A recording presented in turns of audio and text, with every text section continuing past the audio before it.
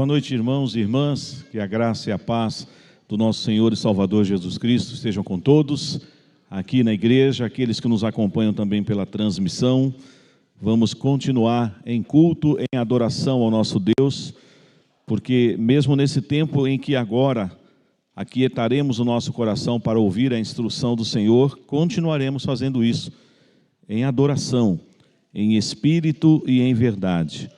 O verdadeiro adorador, ele não só canta, ele não só ora, mas ele também se submete à voz de Deus, quando ele escuta a sua palavra. Que Deus abençoe cada um que está aqui nessa noite. Neste mês de outubro, por conta até da reforma protestante, que sempre celebramos e lembramos, no dia 31 de outubro, estamos trabalhando a temática da série Fechado para Balanço. Já trabalhamos aqui a reforma no período dos juízes, tempo em que Deus fez um teste com o seu povo, aquela geração que havia se levantado depois dos seus pais, assim que eles entraram na terra prometida, e aquela geração não conhecia o Senhor.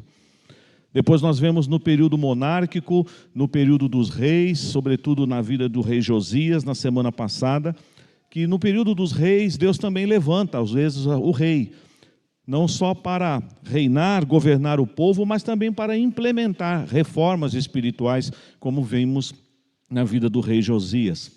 E hoje nós vamos trabalhar de um outro período muito importante, sobretudo no Antigo Testamento, que é o período profético. Reforma no período dos profetas. Aqui fica um grande desafio, sempre o pastor faz isso, mas é encorajando você a mergulhar ainda mais no seu conhecimento bíblico.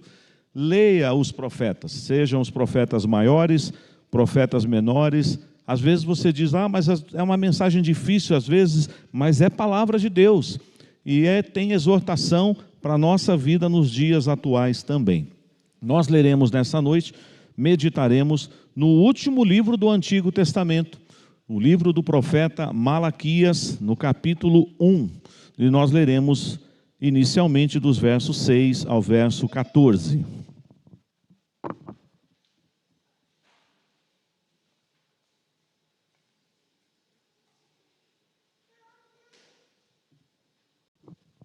Malaquias, capítulo 1, do versículo 6 até o versículo de número 14.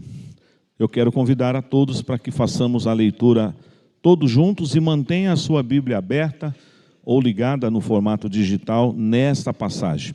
Por favor, vamos ler, igreja. O filho honra o pai e o servo ao seu senhor. Se eu sou pai, onde está a minha honra? E se eu sou Senhor, onde está o respeito para comigo? Diz o Senhor dos exércitos a vós outros, ó sacerdotes, que desprezais o meu nome. Vós dizeis, em que desprezamos nós o teu nome? Ofereceis sobre o meu altar pão imundo, e ainda perguntais, em que te havemos profanado? Nisto que pensais, a mesa do Senhor é desprezível. Quando trazeis animal cego para o sacrificardes, não é isso mal? E quando trazeis o coxo ou o enfermo, não é isto mal? Ora, apresenta-o ao teu governador. Acaso terá ele agrado em ti e te será favorável? Diz o Senhor dos exércitos. Agora, pois, suplicai o favor de Deus, que nos conceda a sua graça. Mas com tais ofertas nas vossas mãos, aceitará ele a vossa pessoa? Diz o Senhor dos exércitos. Tomará, houvesse entre vós quem feche as portas, para que não acendesses de balde o fogo do meu altar. Eu não tenho prazer em vós, diz o Senhor dos exércitos, nem aceitarei da vossa mão a oferta. Mas desde o nascente do sol até ao poente, é grande entre as nações o meu nome, e em todo lugar lhe é queimado incenso e trazidas ofertas puras, porque o meu nome é grande entre as nações, diz o Senhor dos exércitos. Mas vós o profanais, quando dizeis: a mesa do Senhor é imunda, e o que nela se oferece, isto é, a sua comida, é desprezível. E dizeis ainda: que canseira! E me desprezais, diz o Senhor dos Exércitos. Vós ofereceis o dilacerado, e o coxo, e o enfermo. Assim fazeis a oferta. Aceitarei isso da vossa mão, diz o Senhor. Pois maldito seja o enganador, que tendo um animal sadio no seu rebanho, promete e oferece ao Senhor um defeituoso. Porque eu sou o grande rei, diz o Senhor dos Exércitos, o meu nome é terrível entre as nações. Vamos orar mais uma vez? Pai de amor, continue falando ao nosso coração. Quebranta-nos na tua presença nessa noite e ensina-nos, ó Deus, como nós devemos te adorar. Não como nós achamos que devemos te adorar, mas como o Senhor requer na sua palavra, que te adoremos em espírito e em verdade. Ilumina-nos com teu Santo Espírito, ao meu coração, à minha mente, para que eu exponha a tua palavra com fidelidade, Senhor. E aos teus filhos que estão aqui, para que eles compreendam o ensinamento do Senhor nessa noite. Nós oramos em nome de Jesus. Amém. Uma das coisas que também aconteceu após a Reforma Protestante, não só o retorno às Escrituras, que com isto traz os outros efeitos que era necessário para aquele período, é que a vida cultica da igreja estava também em desordem. Muitas coisas foram adicionadas na adoração, no culto, e que não condiziam com a palavra de Deus. Então a reforma, ela também produzirá um retorno à palavra de Deus, para que entendamos e percebamos na palavra como Deus quer ser adorado. Ainda que isso nós façamos costumeiramente, semanalmente nós estamos aqui na igreja cultuando ao Senhor, nós corremos um sério risco, e este que vos fala em primeiro lugar, de se acostumar com esse ambiente. De, como muitos dizem, se acostumar com o sagrado. E aí já não temos mais o temor e o tremor diante de um Deus que é santo, puro. Ninguém nessa noite precisa voltar para casa apavorado, no sentido de ter medo de Deus como se ele fosse um monstro. Não é assim que nós queremos que você saia daqui. Mas eu não posso também diminuir o que a Bíblia diz acerca dele. Porque ele é santo, ele é puro, ele é majestoso, ele é glorioso, ele é magnífico, ele é excelso. E ele diz na sua palavra também que é terrível. Como é que nós adoramos ao Senhor? Então, nesse período que vamos estudar sobre a reforma, no período dos profetas, nós vamos verificar nesta passagem, neste último livro do Antigo Testamento, uma grave advertência que Deus levanta contra o seu povo. Aliás, eu quero te convidar a olhar comigo aí os primeiros versos do capítulo 1. Eu comecei a leitura no verso 6, mas na introdução, o Senhor nos mostra aqui nos seus 5 primeiros versos a maneira como Deus levanta este profeta. Verso 1 nos diz: sentença pronunciada pelo Senhor contra Israel por intermédio de Malaquias. Perceberam que por várias vezes na leitura que nós fizemos há pouco, várias vezes terminava o versículo assim: assim diz o Senhor dos Exércitos. Assim diz o Senhor dos Exércitos. Uma marca de um verdadeiro profeta é que o profeta de Deus, sobretudo do Antigo Testamento, ele não pregava sobre o que ele achava, sobre o que ele imaginava, mas ele pregava sobre aquilo que Deus diretamente mandava ele trazer para o povo. Por isso que ele sempre fazia questão de enfatizar: assim diz o Senhor dos Exércitos. E é interessante que há um pouco de dúvida com relação àqueles que estudam sobre este livro, sobre este profeta, se Malaquias realmente existiu, se ele foi um homem, ou se Malaquias é um título, porque a palavra Malaquias, ou essa expressão, tem um significado muito lindo: mensageiro de Yahvé, ou meu mensageiro. E é interessante, isso chama muito a minha atenção, principalmente quando vamos lembrar também do representante do colégio do profético, que é o profeta Elias, que nós não vemos muitas informações sobre a genealogia de Elias. Nós não vemos então aquela apresentação, e eu faço isso também com temor e tremor, porque às vezes Eu fui convidado uma vez para pregar num lugar e eu fiquei muito constrangido porque fizeram tantos comentários da minha pessoa e me apresentaram tantos predicados do meu trabalho pastoral que eu falei, meu Deus, eu não sou isso não. Eu não sou tudo isso aí que estão falando não. E eu fico preocupado que até entre nós, presbiterianos, às vezes nós fazemos isso. E agora? O doutor, o mestre, o anjo, o ungido, e fica aquela rasgação de seda. Nós só somos mensageiros de Deus. Eu ouvi falar que tem uma igreja que tem um púlpito de madeira, como o antigo nosso, e que está escrito num púlpito de madeira, e só o pastor, só os dirigentes que estão aqui no púlpito enxergam o que está escrito debaixo aqui.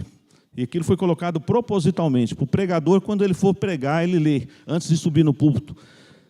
Importa que o Senhor cresça e que eu diminua. E para ler tem que se agachar. Tem que fazer assim, ó. Para dizer, não sou eu, Senhor. E esse livro já nos ensina nessa palavra. O texto começa de forma direta. É uma sentença. É uma denúncia de Deus. Irmãos, isso é muito grave, irmãos. Não é qualquer pessoa que está fazendo uma denúncia contra o povo do Senhor. É o próprio Deus. Em outros profetas nós vemos isso. O profeta Miqueias mostra isso. Chamando e convocando céus e terra como testemunhas para uma solene assembleia, para um juízo, para um tribunal. O povo está no banco dos réus. Daqui a pouco nós leremos um período também do início lá do profeta Isaías. Já foi lido um trecho do capítulo 1 e nós vamos ler novamente do 1 ao 15. Igreja, a palavra de Deus então diz para nós, verso 2 do capítulo 1, eu vos tenho amado, diz o Senhor, mas vós dizeis, em que nos tem amado?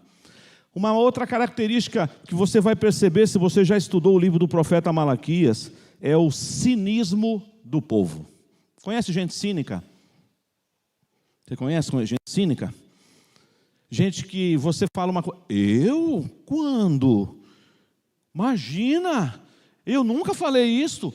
E eu tenho certeza, se eu te conheço um pouquinho, se você estiver diante de uma pessoa que proferir uma frase, e 5 minutos depois ela saiu dizendo assim, eu falei isto? Aí você fala, não, eu estou ficando louco. Você falou agora, 5 minutos atrás, e agora você está dizendo que não falou. Era exatamente isso que Israel estava fazendo com o Senhor. Deus vai e diz assim, eu amo vocês, aí o povo, ah é? Em quê? E se você continuar lendo o livro do profeta Malaquias, você vai ver o cinismo do povo. Irmãos, isso é duro, isso é forte. Em nome do Senhor Jesus, nem eu nem você, que sejamos cínicos na presença de Deus.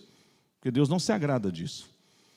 Deus não se agrada de um culto carregado de cinismo, de indiferença. Por isso que a reforma foi necessária nesse período. Malaquias é um profeta pós-exílico. Ele está profetizando talvez aí 100 anos depois aproximadamente do retorno do povo de Israel do cativeiro. Nós sabemos que nem todos retornaram. Alguns permaneceram lá na região da Pérsia, outros foram para o Egito, mas nós temos informação baseada no livro de Esdras, de Neemias, dos profetas Zacarias e Ageu, que houve 3 remessas, 3 grupos que retornaram para Judá e a região de Jerusalém. O reino do norte nunca mais foi restaurado, desapareceu, as 10 tribos sumiram. O Senhor teve misericórdia de Judá e Benjamim, e depois de 70 anos o Senhor trouxe. E agora, esse profeta Malaquias, que nós estamos acostumados a ver como o que está fechando o cano do Antigo Testamento, o último profeta do Velho Testamento, porque nós temos lá João Batista vindo no espírito de Elias como também um profeta, mas ele já está no outro tempo, no período do Novo Testamento. E Malaquias, o mensageiro de Yahvé, o mensageiro de Deus, traz uma mensagem dura, uma denúncia de Deus contra o seu povo. E que denúncia é essa, igreja? Vocês estão profanando o meu culto. E ele vai falar sério com quem? E por isso que eu falo que pregar essa mensagem aqui é difícil. Porque ele começa batendo nos sacerdotes. Por isso, meus queridos líderes dessa igreja, a mensagem em primeiro lugar é para nós nessa noite. É para todo o rebanho de Deus que está aqui nessa noite, mas em primeiro lugar, ela é uma mensagem de exortação para a minha vida, para a vida dos meus presbíteros e dos meus diáconos e de toda a liderança dessa igreja. É isso que o Senhor está fazendo conosco nessa noite. O Senhor estava deveras triste com a postura e a conduta do povo. Olha só o que nos diz o texto em relação ao verso 6. Isso é muito forte, irmãos. Deus está falando pela boca do profeta. O filho honra o pai, e o servo ao seu senhor. Ele está fazendo aqui uma analogia da nossa relação humana. Aí ele vai e faz assim a seguinte colocação: se eu sou o pai, e Deus não é o nosso pai, aí ele diz, onde está a minha honra? O que Deus estava falando para o povo naquela época, pelo Malaquias? Vocês não me honram como pai. E ele diz, e se eu sou o Senhor, e eu sou, onde está o respeito para comigo? Agora tenta imaginar, igreja, um culto onde Deus não é honrado e Deus não é respeitado. Isso é culto? Não, irmãos, é qualquer outra coisa. É reunião, é encontro, mas culto, adoração, celebração na presença do Altíssimo, onde Ele não é honrado, onde Ele não é respeitado. Como nós podemos adorar a um Deus assim? Ele não aceitará mesmo o que vamos oferecer para Ele em culto, em adoração. Portanto, naquela época, irmãos, havia esse problema. É bem verdade que o povo estava um pouco desanimado, inclusive a classe sacerdotal. Por quê? Porque os servos de Deus que voltaram do cativeiro, eles estavam com uma expectativa de que algumas profecias, algumas promessas que Deus fizera através, sobretudo do profeta Isaías, Ezequiel e o profeta Jeremias, que o Senhor haveria de restaurar Israel de uma forma tão plena, que algumas coisas lindas haveriam de acontecer em relação ao templo. E aí, por exemplo, vocês sabem disso, quando o segundo templo foi reedificado, o que o povo fez, conforme o profeta Ageu? O povo chorou. Por que o povo chorou? Porque o segundo templo, ele foi construído de uma forma mais singela, de uma forma mais simples. Então quem viu o primeiro templo, o templo edificado por Salomão, pensou assim, nossa, esse aqui ficou tão simples. É como se de repente, por alguma necessidade, espero que isso nunca aconteça, esse templo, esse lugar bonito que nos acolhe, tivesse que ser demolido.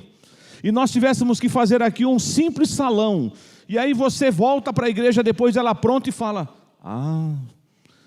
não é a nossa igreja. Está tão simples, embora a verdadeira igreja é o povo reunido, mas ficou tão simples. Por que não reformaram? Por que não fizeram igual a outra? Ou melhor do que a outra? A expectativa era essa. Então o povo estava olhando para o templo e muitos choravam, embora há uma palavra muito especial lá, que Deus falou pela boca do profeta Ageu. A glória da segunda casa será maior do que a primeira. Mas aí já não está falando mais do templo, mas o povo não entendeu. De que casa que ele estava falando? Daquele que veio habitar entre nós, o Emanuel, o Deus conosco, que veio tabernacular conosco aqui na terra. O povo então estava meio desanimado, mas isso não era motivo para o povo relaxar. Eu estava ali acompanhando os cânticos enquanto nós cantávamos. De vez em quando eu tenho vontade de fazer isso, mas pode ficar tranquilo que eu acho que eu não vou fazer não, tá? Mas eu queria olhar para trás na hora do louvor. Eu fico assim, será que a igreja está cantando? Queria olhar o rosto de vocês. Será que ele está celebrando esse cântico? Quão grande é o meu Deus. Realmente, ficou lindo, irmãos. Ficou lindo. Ficou lindo. Agora, só você pode dizer para Deus, foi para o Senhor. Eu te dei o meu melhor, Senhor, na hora dos cânticos, porque o Senhor é digno de ser adorado. Ainda que diga, Senhor, mas eu peco, eu tropeço, eu também. Carecemos da misericórdia de Deus, mas Deus merece o melhor. Deus então aqui está falando, eu não sou honrado como Pai, eu não sou respeitado como Senhor, como é que vocês querem me adorar desse jeito? E aí ele vai para cima dos sacerdotes, olhe comigo aí, a sequência do verso 6, ele diz, ó sacerdotes que desprezais o meu nome, ó o cinismo de novo. Aí sabe o que os sacerdotes falam? Em que nós estamos desprezando o teu nome? É como se, como pastor, eu cobrasse alguma coisa e falasse assim: irmãos, vocês precisam ser mais atuantes nas coisas do Senhor, e de repente um grande coral levantasse assim: e nós não estamos sendo não, pastor? Eu sei que eu não quero isso aqui, mas o cinismo faz isso. A pessoa, ela está errada e ela é capaz ainda de agir com indiferença, com cinismo. Deus não se agrada. Se você quiser continuar lendo Malaquias depois, você vai ver, até em relação aos dízimos. Deus disse, não foi alguém que contou, Deus disse: vocês me roubam nos dízimos e nas ofertas. Sabe o que o povo falou? Nós? Quando, Senhor? Quando foi que nós roubamos o Senhor? Irmãos, o dono da igreja está dizendo que nós estamos roubando ele, que o povo estava roubando ele, e nós vamos questionar o dono da igreja, o Santíssimo Deus. Ele disse que o povo está roubando. Você vai no capítulo 4 de Malaquias, tem uma outra coisa muito forte, ele diz assim: inútil é servir a Deus. Teria coragem de falar isso? Meu irmão, minha irmã, você teria coragem de falar que é inútil servir a Deus? Pois o povo naquela época falou isso na presença de Deus: é inútil servir a Deus. Oh, meu Pai, tenha misericórdia de nós. Malaquias então é levantado para trazer uma mensagem difícil, é uma sentença, é uma denúncia. O povo está no tribunal de Deus aqui. É claro que nós sabemos que Deus é misericordioso. Nesse mesmo livro, nós vamos ver o anúncio daquele que vai endireitar o caminho do Senhor, a voz do que clama no deserto, a profecia de João Batista, o sol da justiça que vai nascer, a promessa do Messias, porque depois de Malaquias, 400 anos de silêncio em Israel, nenhum profeta se levantará. 400 anos, pode imaginar o que é isso? 4 séculos, sem voz profética em Israel. E aí, de repente, quem vai aparecer pregando novamente? João Batista, no espírito de Elias. Irmãos, a palavra de Deus é maravilhosa. Os sacerdotes estão sendo cínicos com Deus, dizendo: em que nós estamos desprezando o teu nome? Aí Deus vai dizer: bom, já que vocês estão sendo tão cínicos, eu vou falar para vocês. Irmãos, eu sei que o nosso tempo hoje é outro. Você não precisou nessa noite trazer nenhum animal para ser oferecido. Aqui não tem o local que os sacerdotes vão fazer o holocausto. Aqui não tem o santo lugar e o santíssimo lugar. O véu do templo já se rasgou de alto a baixo. Em Cristo Jesus nós temos intrepidez para entrar no Santo dos Santos, conforme Hebreus 10 nos diz.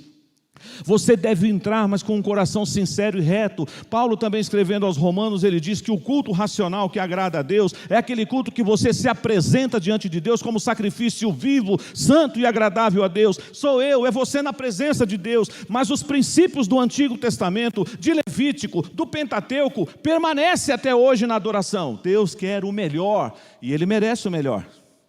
Você está trazendo para Deus nessa noite, em culto, em adoração, o seu melhor, ainda que você diga: pastor, mas eu sou pecador. Eu já disse isso aqui, nós gostamos de esconder atrás dessa verdade da Bíblia, né? Como nós gostamos de lembrar dessa doutrina, né? Pastor, eu sou pecador. Eu também sou, mas vamos parar de ficar se escondendo atrás disso.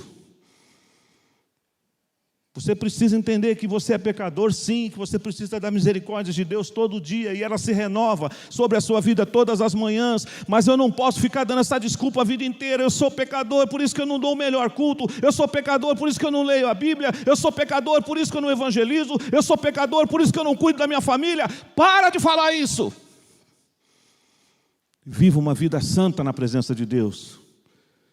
Olha só o que o texto vai dizer: os sacerdotes estão tão cínicos. E aí Deus diz: tá bom, vocês não estão querendo admitir. Vocês oferecem sobre o meu altar um pão imundo. Vamos tentar nos transportar para aquela realidade do Antigo Testamento. Todo aquele cerimonial. Você lê o livro do Êxodo, você vê Deus mandando lá no Monte Sinai para Moisés todas as medidas do tabernáculo, como ele deveria ser construído, como deveria ser cada parte do tabernáculo, mostrando: esse é o culto que agrada a Deus. Holocausto, oferta queimada, tinham todos os preceitos lá em Levítico. Então ele está dizendo: vocês estão profanando o meu altar, pão imundo. E olha de novo o cinismo do povo. E vocês me perguntam: em que nós estamos profanando o teu altar? E aqui, irmãos, não é nem o povo, são os líderes da igreja. Os sacerdotes estão sendo cínicos na presença do Altíssimo. E Deus vai continuar. Aí agora Deus vai discorrer para eles. Olha só, irmãos, eu faço questão de ler. Em que te havemos profanado? Finalzinho do verso 7. Nisto que pensais. A mesa do Senhor é desprezível. Verso 8. Quando trazeis animal cego para o sacrificados, não é isso mal? Quando trazeis o coxo ou o enfermo, não é isso mal? Irmãos, Deus já tinha estabelecido que para o sacrifício no templo tinha que ser o animal macho, perfeito, sem defeito, o melhor do seu rebanho. Foi isso que Abel fez. Abel trouxe das primícias do seu rebanho. Ele trouxe o melhor que ele possuía no seu rebanho e entregou de oferta ao Senhor. Por isso que Deus se agradou de Abel e da sua oferta. Você está trazendo o seu melhor para Deus nessa noite? Quando você entra aqui nesse lugar, você fala: Senhor, tenha misericórdia da minha vida, mas que bom que o Senhor me trouxe para te adorar nessa noite. Eu quero me render aos teus pés, eu quero me entregar em culto e em adoração. Aceita a minha adoração, Senhor, aceita o culto que eu presto a Ti, Senhor. Por isso que eu fico tão preocupado quando algumas pessoas dizem assim: hoje eu não vou na igreja não, estou com dor de cabeça, estou cansado, estou indisposto. Eu sei que às vezes algumas questões físicas nos impedirão de estar aqui. Alguns não estão aqui nessa noite, não porque não quiseram vir, porque não puderam mesmo, estão impedidos. Mas às vezes nós damos cada desculpa esfarrapada para não estar aqui. Precisamos reformar, irmãos. Reformar o senso da importância do culto. Por que estamos aqui? Não é uma mera reunião e que daqui uma hora, menos de uma hora, ela vai acabar. É adoração, e a adoração continuará, não vai terminar. Quando o pastor impetrar a bênção, acabou. Agora a vida que segue, cada um para si, Deus para todo. Segunda-feira, dia de cair no trabalho, aí não importa o que eu vou fazer durante a semana. Como não? Continua a adoração. Continua a adoração. Continua o culto. Para no próximo domingo, se Deus permitir, reunirmos de novo aqui com esse propósito, na presença de quem estamos. E ele faz uma coisa interessante aqui.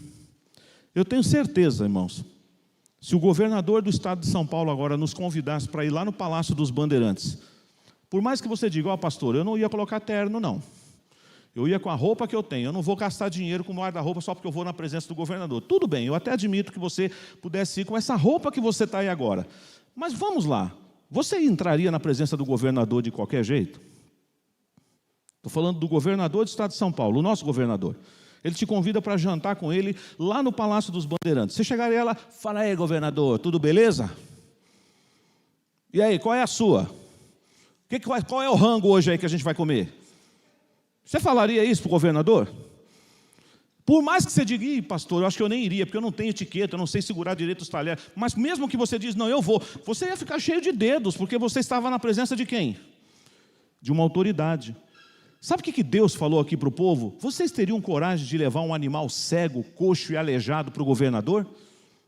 Alguém aqui teria coragem? Trouxe um cachorrinho aqui, ele não tem uma pata, ele não tem olho, está todo sarnento, presente para o governador. Você entregaria um animalzinho assim? Eu sei que eu estou exagerando, mas é isso que espiritualmente às vezes a gente faz para Deus. Deus está dizendo: vocês poderiam trazer o melhor, mas vocês trazem o pior. Olha só aqui o finalzinho do verso 14, aí no capítulo 1. Pois maldito seja o enganador, que tendo um animal sadio no seu rebanho, promete e oferece ao Senhor um defeituoso. Ou seja, não é que você não tinha um outro. Você falou: Senhor, eu só tenho esse. Não, ele tinha um bom. Ele tinha o melhor do melhor. Ele falou assim: não, isso aqui não. Esse eu não vou entregar para o Senhor. Você acha que eu vou dar o meu melhor boi para Deus? O meu melhor bezerro? A minha melhor ovelha? Não, dá esse aqui para Deus, qualquer coisa serve. É isso que a gente faz às vezes, irmãos, na igreja. Na hora a gente improvisa, na hora o senhor abre a Bíblia lá e diz que o Senhor te iluminou na hora e você tem uma pregação para trazer para a igreja. Não é assim não, irmãos. Deus merece o melhor. Agora olha que coisa interessante, isso é uma séria advertência para nós também. Eu disse a vocês que Malaquias é um profeta pós-exílico, certo? Ou seja, quanta coisa aconteceu em Israel, e você diria: eles não aprenderam a lição? Não aprenderam. Querem ver? Deus levantou o profeta Isaías antes deles irem para o cativeiro. E essa já era uma denúncia. Nós lemos os versículos 16 em diante nessa noite, não foi? Vamos ver agora do 1 ao 15, Isaías capítulo 1, abra lá. Faça comigo essa analogia. Essa mensagem que nós estamos lendo de Malaquias, pode ir abrindo lá em Isaías enquanto eu estou falando. Ela mostra um período após o cativeiro. Já tem mais de 100 anos que o povo voltou para Jerusalém e Judá. Mas lá nos dias de Isaías, do período do rei Uzias, Jotão, Ezequias, o povo já estava sendo denunciado por Deus por essa prática. Aí você diz, não aprenderam. Não aprenderam. Misericórdia, Senhor. Eu quero convidar você para ler. O texto é pesado, mas é palavra de Deus. Não desmaieis quando o Senhor vos repreender, porque o Senhor repreende e disciplina a quem Ele ama. Você e eu somos amados do Pai. Ele quer que nós demos para Ele o melhor, e Ele merece o melhor, sim ou não? Ele merece qualquer coisinha meia boca? Ele merece o melhor, o melhor. Mas o povo no passado, e muitas vezes nos nossos dias, estamos vendo uma profanação do culto ao Senhor. Leiamos a uma só voz os 15 versículos desse texto, Isaías capítulo 1. Visão de Isaías, filho de Amós, que ele teve a respeito de Judá e Jerusalém, nos dias de Uzias, Jotão, Acás e Ezequias, reis de Judá. Ouvi, ó céus, e dá ouvidos, ó terra, porque o Senhor é quem fala. Criei filhos e os engrandeci, mas eles estão revoltados contra mim. O boi conhece o seu possuidor, e o jumento o dono da sua manjedoura, mas Israel não tem conhecimento, o meu povo não entende. Ai desta nação pecaminosa, povo carregado de iniquidade, raça de malignos, filhos corruptores, abandonaram o Senhor, blasfemaram do Santo de Israel, voltaram para trás. Porque haveis de ainda ser feridos, visto que continuais em rebeldia? Toda a cabeça está doente, e todo o coração enfermo. Desde a planta do pé até a cabeça, não há nele coisa sã, senão feridas, contusões e chagas inflamadas, umas e outras não espremidas, nem atadas, nem amolecidas com óleo. A vossa terra está assolada, as vossas cidades consumidas pelo fogo, a vossa lavoura os estranhos devoram em vossa presença, e a terra se acha devastada como numa subversão de estranhos. A filha de Sião é deixada como choça na vinha, como palhoça no pepinal, como cidade sitiada. Se o Senhor dos exércitos não nos tivesse deixado alguns sobreviventes, já nos teríamos tornado como Sodoma e semelhantes a Gomorra. Pare um pouquinho aqui. Percebam, a denúncia é grave, irmão, sim ou não? Gravíssima. É uma visão que Isaías teve. Deus deu uma visão para Isaías do que ia acontecer com o povo por causa da desobediência, da rebeldia, da idolatria. Essa é uma palavra que está aqui, revelada para nós nessa noite. E Deus está falando comigo e com você, meu filho, minha filha, me adore, não como você acha que deve me adorar, me adore como eu quero ser adorado. Agora, ele foi tão forte, e ele pode, ele é Deus, que ele teve a ousadia de chamar o povo dele de príncipes de Sodoma e Gomorra.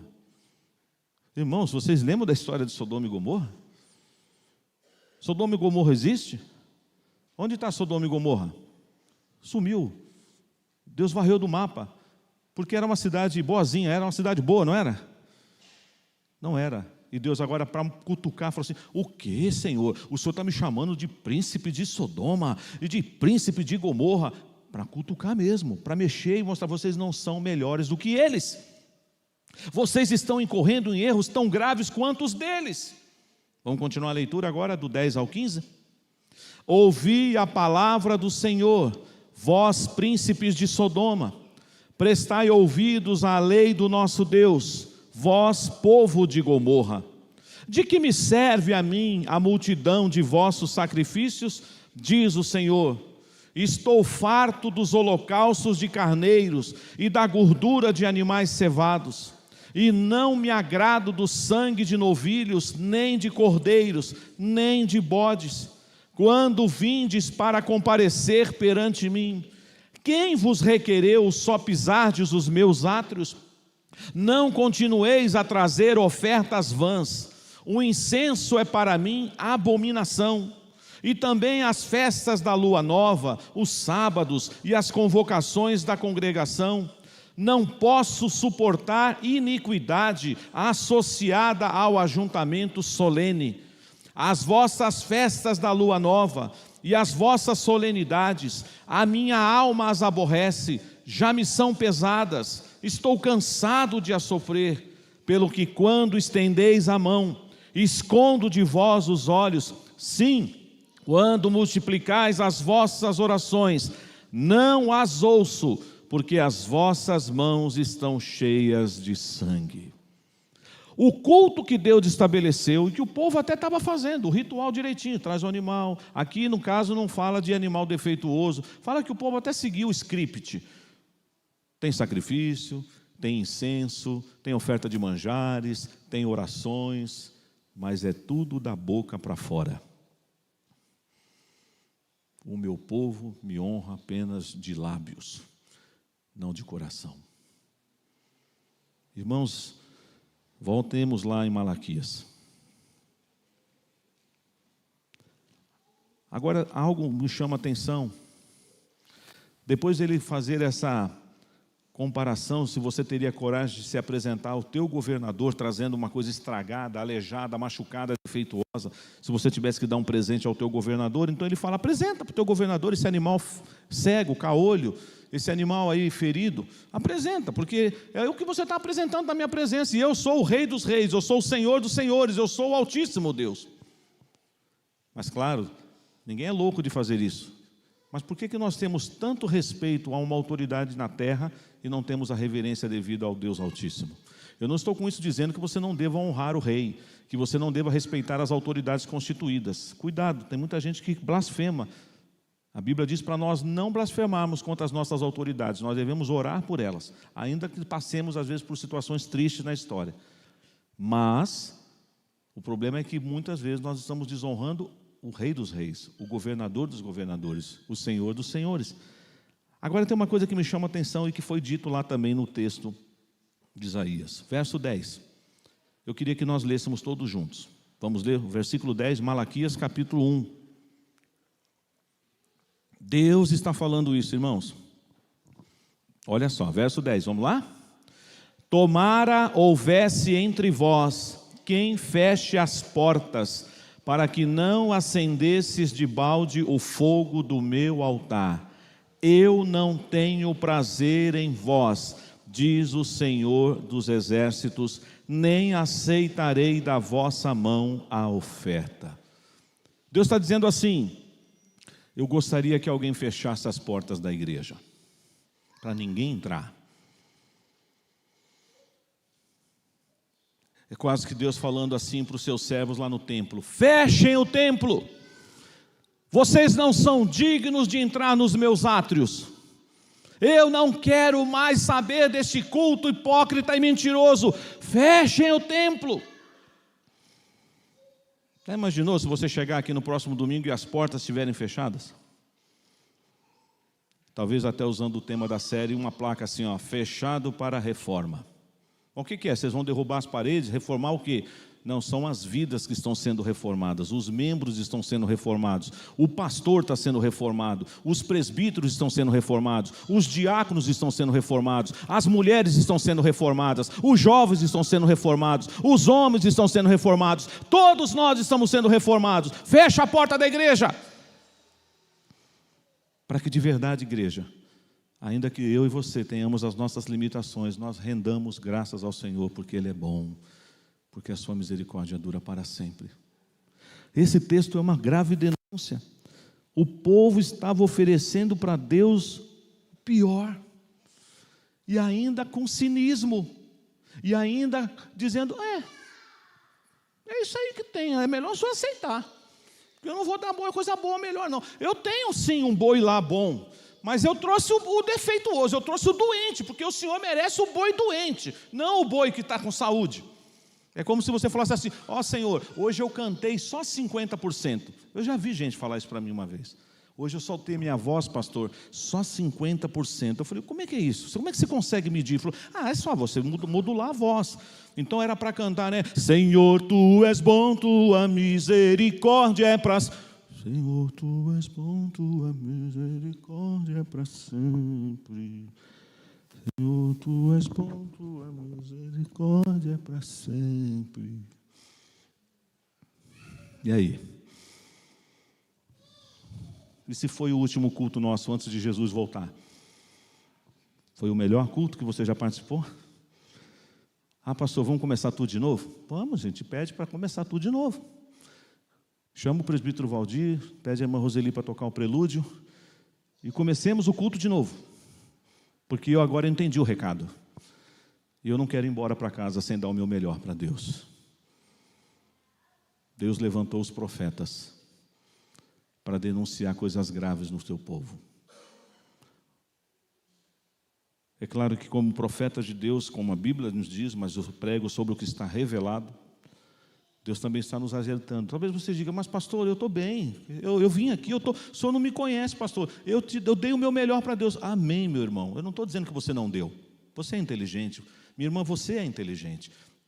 Eu não estou dizendo que você não cultuou a Deus nessa noite, mas pode ser que tenha alguém aqui que não cultuou, que só está de corpo presente.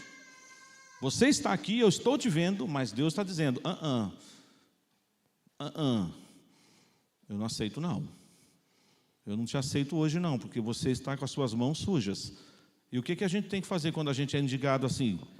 Clama pela graça, pede misericórdia, pede clemência. Senhor, tenha misericórdia de mim. Como eu ousei entrar aqui hoje com essas mãos tão sujas de sangue. E eu não estou te pedindo para você ir embora, para dizer, então é melhor não voltar mais aqui, né, pastor? Porque percebi que essa igreja aqui, meu Deus, acho que nem anjo pode passar nessa igreja, porque é tanta perfeição. Não é isso não, queridos. Eu não estou querendo criar o padrão de qualidade que você diga, quem poderá frequentar essa igreja? Os remidos do Senhor, os escolhidos de Deus, eu e você. Você não precisa deixar, vou procurar uma igreja mais light, que pega menos no pé. Tudo bem, mas não é isso que vai mudar. Que a palavra de Deus não muda. Reforma no período dos profetas. Foi fácil para os profetas pregar essas mensagens? O que vocês acham? Jeremias, qual é o apelido dele mesmo? Profeta chorão. Por que Jeremias chorava tanto, hein? Era uma manteiga derretida? O que vocês acham? Porque quando Deus falava para ele trazer uma mensagem dura contra o povo, ele chorava. E ele ainda foi acusado pelo povo de quê? Traidor. Você nunca prega o que é bom, você só fala coisa ruim para nós. Vocês lembram do profeta Oséias? Deus mandou ele casar com uma mulher da vida. Casa com ela. E de repente Deus diz assim, ela vai te trair. Ela vai para a cama com outros. E você vai sentir a dor da traição. A hora que você, meu Deus, a mulher me traiu. Aí Deus fala, é isso que vocês estão fazendo comigo. Eu me sinto como um marido traído.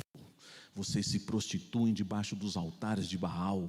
Vocês se prostituem ao redor dos postes ídolos. Aí Deus chega para o profeta Oséias e diz, agora você vai lá e perdoa a mulher. Aceita ela de volta. Você está louco, pastor? Eu não aceito. O quê? Perdoar uma pessoa que fez isso comigo? Pois só eu e você estamos aqui nessa noite, sabe por quê? Porque Ele nos perdoou, porque nós somos aquela prostituta. Ou você acha que você é bonzinho? Eu não sou. Um professor meu no seminário, ele falava uma frase que é muito forte, ele falou assim, eu não presto.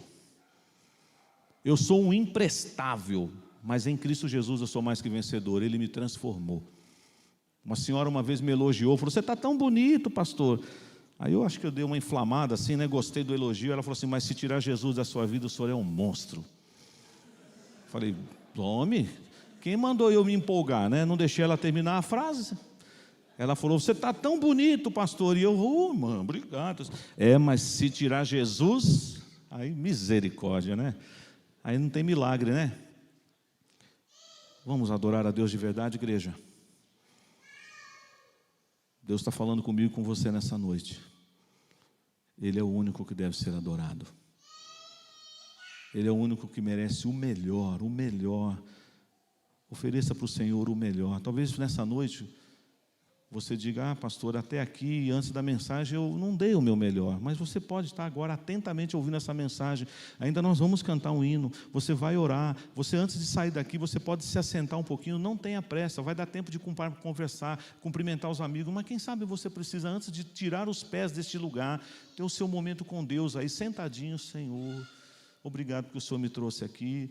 Mas eu quero voltar para casa e não esquecer essa mensagem, porque eu quero continuar na tua presença, crendo que tu és o único digno de ser adorado. Não como eu acho que eu devo te adorar, mas como o Senhor requer de nós a sua adoração. A reforma protestante também trabalhou nesse aspecto. Um retorno ao verdadeiro culto. Um retorno à verdadeira adoração. Por isso que o lema da reforma é sempre se reformando. De vez em quando a gente precisa ser visitado pelo Senhor de novo. Fala assim: opa, está se desviando, está adicionando coisas aí que não tem nada a ver. Tem muita coisa sendo chamada por aí, irmãos, de culto, que não tem culto não. Vocês leram hoje a pastoral do boletim? A carta à igreja de Laodiceia. Eu já disse isso aqui, vou repetir. Jesus fala para aquela igreja assim: eis que estou à porta e bato. Mas como assim? Jesus está batendo na porta da igreja? Por que Jesus estava batendo na porta da igreja de Laodiceia? Porque ele não estava lá dentro. Não, pastor, mas estão cantando. Tem mensagem. O povo conhece a heresia a quilômetros de distância. O povo é crente. Mas Jesus está do lado de fora, está pedindo para entrar. O que vocês estão fazendo aí dentro? Cultuando ao Senhor. Mas para quê? Eu não estou aí. Eu estou do lado de fora. Vocês me expulsaram do templo. O Senhor está entre nós, irmãos. O Senhor está entre nós. Lembra das palavras de Jacó? Jacó acordou depois do sonho, não foi? Estava fugindo da presença do irmão dele. Pegou uma pedra, fez de travesseiro, dormiu lá em Betel. E aquela escadaria dos anjos subindo e descendo, e ele acorda. E o que foi que Jacó falou? Quão terrível é este lugar. Ele disse: Deus estava aqui e eu não sabia. É a casa de Deus.